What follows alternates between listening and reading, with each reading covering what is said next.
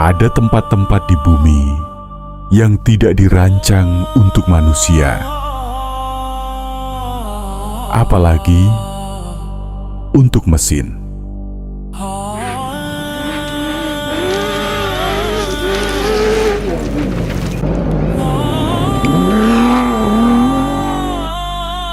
Bagi National Geographic, Sahara adalah sebuah ekosistem yang tak kenal ampun.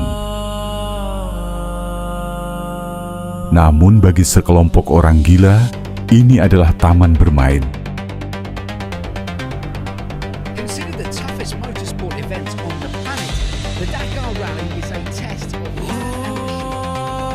Selamat datang, Rally Dakar.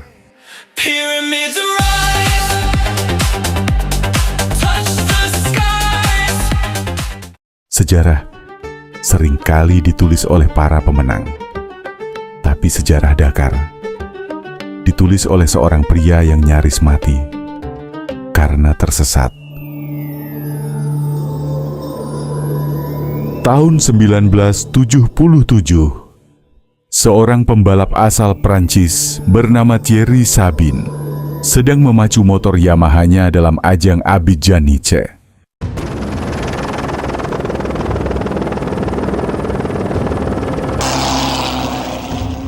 Sabine terpisah dari rombongan, tanpa kompas yang berfungsi, tanpa cadangan air yang cukup, dan tanpa harapan. Where the temperature in winter falls below freezing as soon as the sun goes down. Selama 3 hari, dia sendirian, berhadapan dengan keheningan Sahara yang mematikan.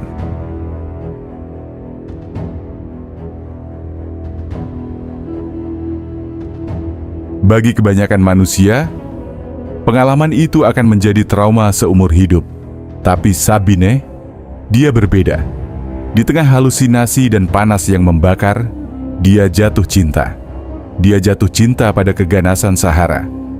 Dia diselamatkan oleh helikopter tepat sebelum maut menjemputnya. Dan saat dia kembali ke peradaban, dia tidak membawa rasa takut. Dia membawa visi. Sabine ingin dunia merasakan apa yang dia rasakan. Sebuah ujian, di mana garis antara hidup dan mati hanya dibatasi oleh selembar kertas peta.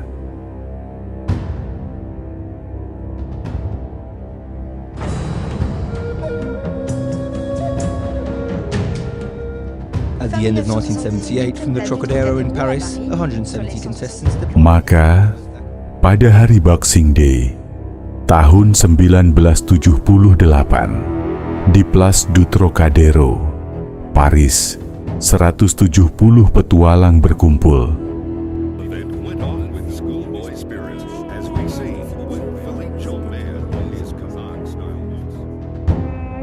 Mereka tidak punya sponsor besar, tidak ada GPS, tidak ada tim mekanik yang canggih. Yang mereka miliki hanyalah keberanian dan tekad untuk menempuh 10.000 kilometer menuju sebuah kota kecil di ujung Senegal, Dakar. To avoid just having one competitor arrive in Dakar, which in his mind would have damaged the event's credibility from the start. Saat itu, tidak ada kategori terpisah antara motor dan mobil. Semua bertarung di jalur yang sama, sebuah kekacauan yang indah. Dari 170 yang berangkat, hanya 74 yang berhasil melihat laut di pantai Dakar.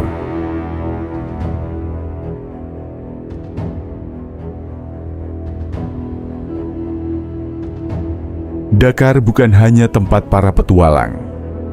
Ia adalah laboratorium tercepat di bumi, tempat di mana pabrikan otomotif dunia mempertaruhkan reputasi mereka di atas altar pasir Sahara.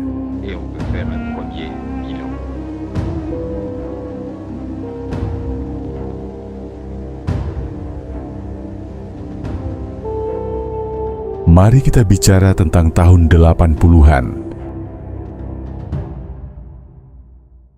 Saat Porsche, sebuah perusahaan yang terbiasa menang di sirkuit aspal yang mulus, memutuskan untuk melakukan sesuatu yang tidak masuk akal. Mereka membawa Porsche 959 ke Dakar. Kussmaul and Falk began testing the prototype, drawing on the great experience gained from the 1978 Safari Rally. Porsche showed the way. Dengan sistem penggerak 4 roda yang sangat canggih pada masanya, mereka tidak hanya menang, mereka mendominasi. 959 bukan lagi sekadar mobil sport, ia adalah pesawat tempur darat. The capabilities of the 959 model. The project was funded by Rothmans and Texaco. Namun, jika kita bicara tentang raja yang sesungguhnya, kita harus bicara tentang Jepang. Mitsubishi. Melalui model Pajero Evolution, mereka menciptakan sebuah dinasti. 12 kemenangan, 7 diantaranya diraih secara berturut-turut. Finishing 11th outright among a field of 385 entrants. The Mitsubishi Motors team also won the Best Team prize, which was a great reward for their first Dakar. Mitsubishi tidak hanya datang untuk berpartisipasi, mereka datang untuk menjajah. Doors and hoods significantly reduced weight, and based on the previous year's experience, the suspension was modified with double shock absorbers on each wheel. Dengan model Pajero Evolution, atau yang sering disebut sebagai King of the Desert, mereka menciptakan standar baru dalam rekayasa otomotif. Secara teknis, ini adalah keajaiban. Sejarah akan mencatatnya sebagai adaptasi mekanis yang sempurna. While also making it more attractive to spectators and sponsors. Suspensi independen di keempat rodanya memungkinkan mobil ini berlari di atas gelombang pasir. Sementara mobil lain hanya bisa merangkak. Lalu, mesin V63.5 liternya tidak hanya menghasilkan tenaga, ia menghasilkan kekejaman. Bayangkan, melaju 180 km per jam di atas permukaan yang lebih mirip seperti permukaan bulan daripada jalan raya. Dan Mitsubishi melakukannya selama 15 hari berturut-turut, tanpa hancur, tanpa menyerah. Category of the Dakar Rally entered a new era. The event regulation. Hasilnya, 12 kemenangan keseluruhan. 7 diantaranya diraih secara berturut-turut antara tahun 2001 hingga 2007. Sebuah rekor yang membuat para pesaingnya frustrasi.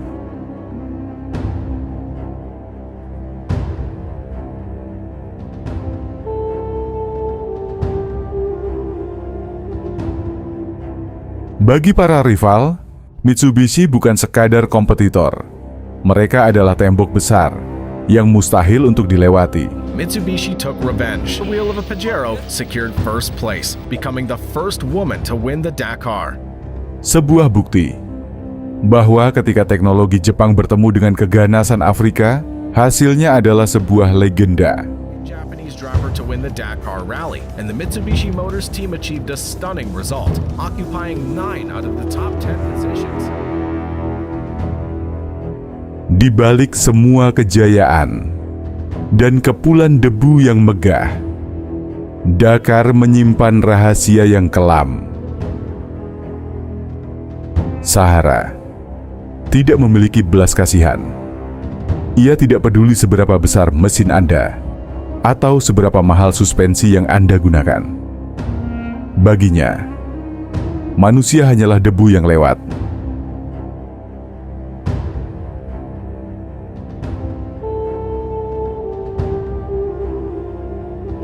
Sejak tahun 1978, lebih dari 70 nyawa telah hilang di lintasan ini. Pembalap, mekanik, jurnalis, hingga penduduk lokal. Dakar bukan hanya sekadar balapan. Ia adalah sebuah pertaruhan. Bahaya tidak hanya datang dari kecepatan. Bahaya datang dari ketidakpastian.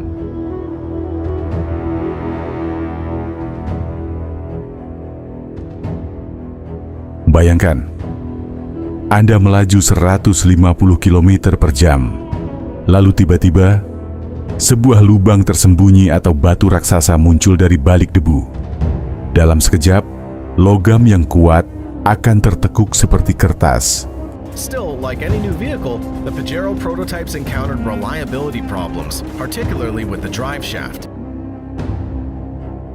Tragedi terbesar di Dakar Rally bahkan menimpa sang penciptanya sendiri.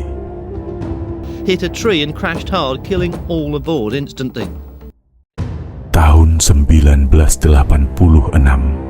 di tengah badai pasir di Mali, sebuah helikopter jatuh. Di dalamnya adalah Thierry Sabine. Limits of man's endurance.